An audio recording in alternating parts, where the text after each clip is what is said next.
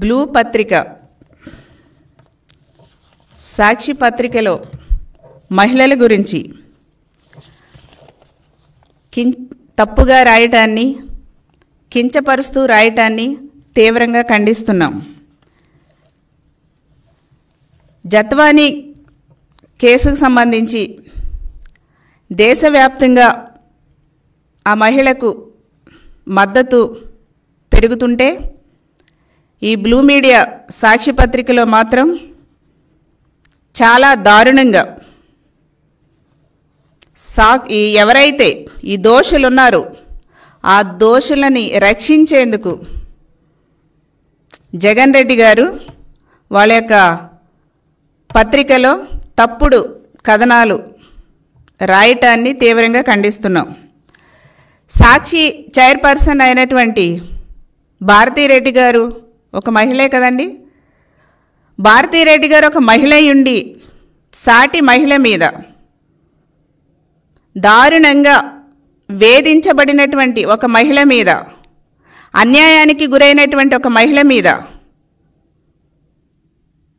వాళ్ళ పత్రికలో అంత ఘోరంగా రాయటానికి భారతీరెడ్డి గారు మీకు సిగ్గు అనిపించట్లేదా? మీరు మహిళే కదా.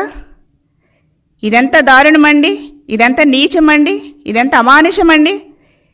ఎంత కుట్రపూరితంగా ఆ మహిళను బదనాం చేయాలని, ఆమెనే కాదు మహిళలందరినీ బదనాం చేసే విధంగా ఒక మహిళగా ఉండి మీరు ఇలా సాక్షి పత్రికలో రాయిపించడం అనేది అసలు ఎంత మీ యొక్క దిగజారుడుతనానికి నిదర్శనంగా నేను భావిస్తున్నా.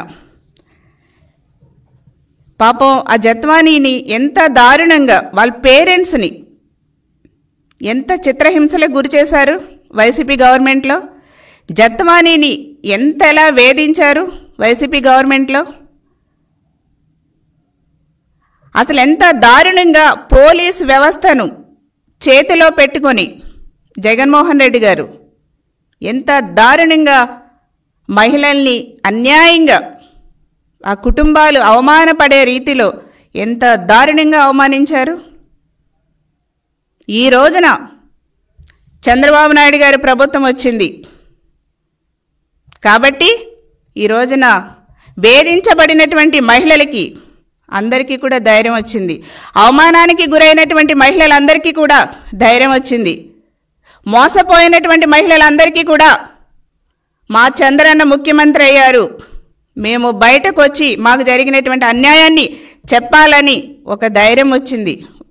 ఈ రోజున జత్వానీ కూడా అదే ధైర్యంతో వాళ్ళ తల్లిదండ్రులను తో సహా వచ్చి ఈ రోజున కేసు పెట్టడం జరిగింది. ప్రజలందరూ కూడా చూశారు ఎంత దారుణంగా తాడేపల్లి ప్యాలెస్ నుంచి జగన్మోహన్ రెడ్డి గారి యొక్క స్క్రిప్ట్తో వాళ్ళ టీం వైసీపీ స్క్రిప్ట్తో జత్వానీ మీద అన్యాయంగా కేసులు పెట్టి ముంబై వెళ్ళి బలవంతంగా ఆమెను వేధించడమే కాకుండా ఆమెను తీసుకొచ్చి వాళ్ళ పేరెంట్స్ని తీసుకొచ్చి ఎంత చిత్రహింసలు గురి చేశారో. పాపం ఆ పెద్ద వయసులో ఉన్నటువంటి తల్లిదండ్రులు ఎంత మానసిక క్షోభకి గురి చేశారో.